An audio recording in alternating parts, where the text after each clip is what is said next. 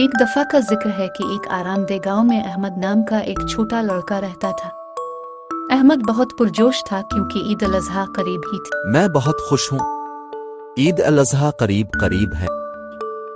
ये इसका पसंदीदा त्यौहार था, खुशियों, लजीज खानों और शानदार तहाइफ से भरा हुआ था। अहमद को ईद अल अज़हा के बारे में सब कुछ पसंद था, लेकिन सबसे अहम बात यह है कि उसे इसके पीछे की कहानी बहुत पसंद थी।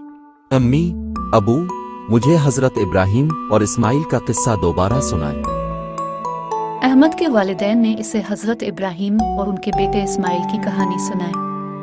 उन्होंने वजाहत की कि बहुत पहले अल्लाह ताला ने हजरत इब्राहिम अलैहिस्सलाम से कहा था कि वो अपने ईमान की आजमाइश के तौर पर अपनी बहुत प्यारी चीज़ कुर्बान करें। हजरत इब्राहिम अलैहिस्सलाम अपने बेटे इस्माइल से बहुत प्यार करते थे, लेकिन वो जानते थे कि उन्हें अल्लाह का हुक्म मानना है।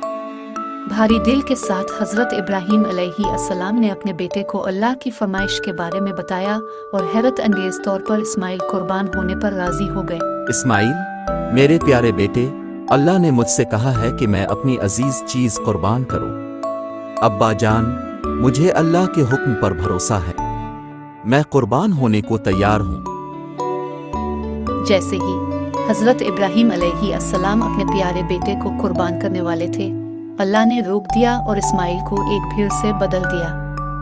फरमाबरदारी और कुर्बानी के इस अमल से अल्लाह राजी हुआ और इस दिन से पूरी दुनिया के मुसलमान ईद अल अज़हा मनाते हैं, एक जानवर की कुर्बानी करके और इसका गोश्त गरीबों के साथ बांटते हैं। ईद अल अज़हा खानदानों के लिए इकट्ठे होने और तहाइफ के तबादले का वक्त भी है।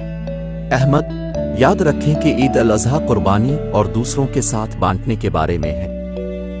अहमद, हजरत इब्राहिम ने अल्लाह के हुक्म की तामील और यकीन का मुजाहिरा किया। अहमद को यह हिस्सा सबसे ज्यादा पसंद था। वो अपने खानदान और दोस्तों को देने के लिए बेहतरीन तोहफा के बारे में सोचते हुए दिन गुजारता था, लेकिन अहमद इस साल कुछ और खास करना चाहते थे। एक दिन की सुबह अहमद नदी के पास खेल रहा था। उसने एक छोटा सा परिंदा देखा जिसका पर टूटा हुआ था। ये उड़ नहीं सकता था और अहमद को परिंदे के लिए दुख हुआ। इसने आहिस्ता से इसे उठाया, अपने हाथों में झूलते हुए बोला, फुल्फी, तुम फिक्र ना करो, मैं तुम्हारा ख्याल रखूंगा। अहमद परिंदे को घर ले गया और इसका नाम फुल्फी रखा। उसने फुल्फी के लिए एक आरामदेह घोंसला बनाया और इसे हर रोज मजेदार अनाज और ताज़ा पानी खिलाता।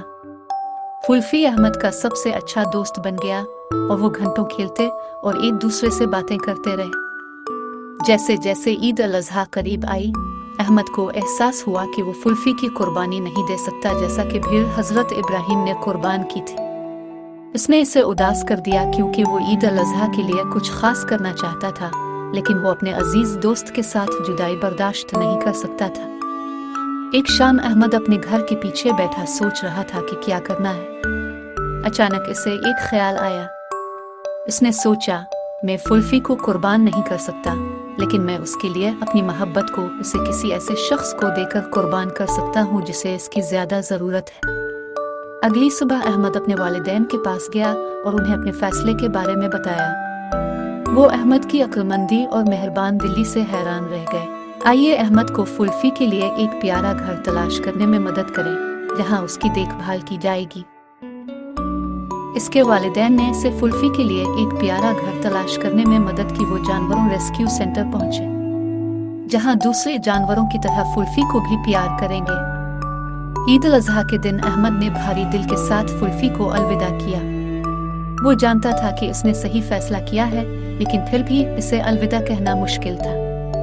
आंसू इसके गालों पर गिरते ही इसने फुल्फी से बात की। आप महफूज और खुश रहेंगे मेरे प्यारे दोस्त। ये मेरी ईद अल अज़हा की कुर्बानी है। इस शाम जब अहमद अपने खानदान और दोस्तों के साथ ईद अल अज़हा मनाने के लिए जमा हुआ, दरवाजे पर दस्तक हुई। अहमद के वालिदैन ने दरवाजा खोला और एक छोटी बच्ची को देखा जिसके हाथ में एक खूबसूरत तोहफा था। लड़की ने कहा, ये तोहफा अहमद के लिए है। फुल्फी चाहता था कि वो इसे हासिल करे। अहमद ने तोहफे को खोला और उसे लकड़ी का एक छोटा परिंदा मिला। ये फुल्फी के साथ इसके प्यार की याद दहानी थी। वो अपने आंसुओं के जरिए मुस्कुराया, یہ سمجھتے ہوئے کہ بعض اوقات بہترین تحفہ کسی ایسے شخص کی خوشی اور بھلائی ہے جس سے آپ محبت کرتے ہیں۔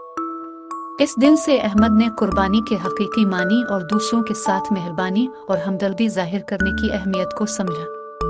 عید الاضحیٰ اس کے لیے اور بھی زیادہ معنی خیز ہو گئی، اور اس نے فلفی کی کہانی ہر اس شخص کے ساتھ شیئر کی جس سے وہ ملتا تھا، انہیں بے لوث اور محبت کا قیمتی سبق سکھاتا تھا۔ اسی طرح بچوں، احمد اور فلفی کی کہانی ہمیں سکھاتی ہے کہ ہم جو سب سے بڑا تحفہ دے سکتے ہیں وہ ہمیشہ مادی چیزیں نہیں ہیں، بلکہ وہ محبت، دیکھ بھال اور قربانیاں ہیں جو ہم دوسروں کی بھلائی کے لیے کرتے ہیں۔ عید الاضحیٰ ہمیں بے لوث بننے اور ضرورت مندوں کے ساتھ اپنی برکات بانٹنے کی یاد دلاتی ہے، جیسا کہ حضرت ابراہیم نے کیا تھا۔